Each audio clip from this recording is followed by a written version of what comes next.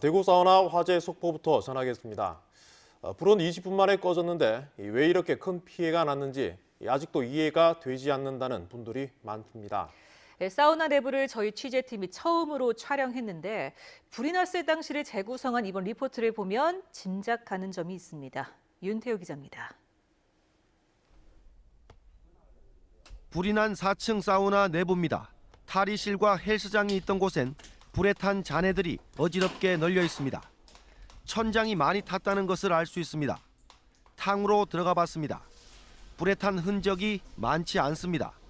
최초 발화 지점으로 지목된 구두방이 완전히 탄 것과는 확연하게 차이가 납니다. 사우나 내부를 보면 그다지 큰 불도 아니었던 것으로 보입니다. 화재 당시 탕에 있었던 2명의 사연은 의문에 대한 답이 될 수도 있습니다. 당시 한 명은 욕탕에, 한 명은 사우나 안에 있었습니다. 탕 안에 있어서 불이 난 사실을 뒤늦게 알게 된 2명은 각자 다른 쪽으로 대피를 합니다. 사우나에 있었던 김모 씨는 탈의실 근처 출입구로 대피하다 계단에 쓰러졌고 기도 화상으로 숨졌습니다.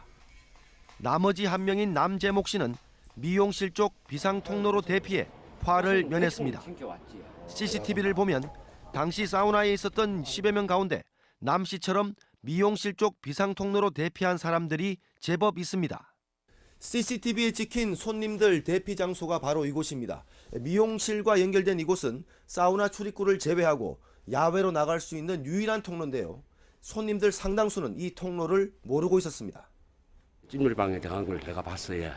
다시 들어가고 그분을 불러서 빨리 나가자고 같이 모시고 나왔습니다. 제가 나왔는데 나는 이제 거기서 바로 일로 나오고 이쪽 나오는 길을 누가 유도하는 분도 없고. 화염과 연기가 뒤덮인 사우나 출입구보다 비교적 안전했던 미용실 쪽 비상 통로를 이용했다면 인명 피해를 충분히 막을 수 있었다고 추측할 수 있는 대목입니다. 탈의실에서 숨진 2명도 비상 통로의 존재를 몰랐던 것으로 보입니다. 당시 사우나에는 업주와 구두방 주인, 매점 직원, 세신사 등 내부 구조를 누구보다 잘 아는 관계자가 4명이나 있었습니다. 누구도 비상 통로의 존재를 알리지 않았고 구호 조치했다고 보기 힘든 정황입니다. 불이 나고 소방차가 출동한 긴박한 순간 사우나 관계자는 4층 사우나가 아닌 안전한 1층의 피신에 있었던 사실이 CCTV에 고스란히 찍혔습니다. 소화기 들고 나오는데 막 불빛 같은 거 이렇게 막 날리고 그 다음에 불빛이 나와가지고 그러니까 불 끄지도 못하고 뭐 도망갔지. 한 번도 인재가 안 날 수도 있었습니다.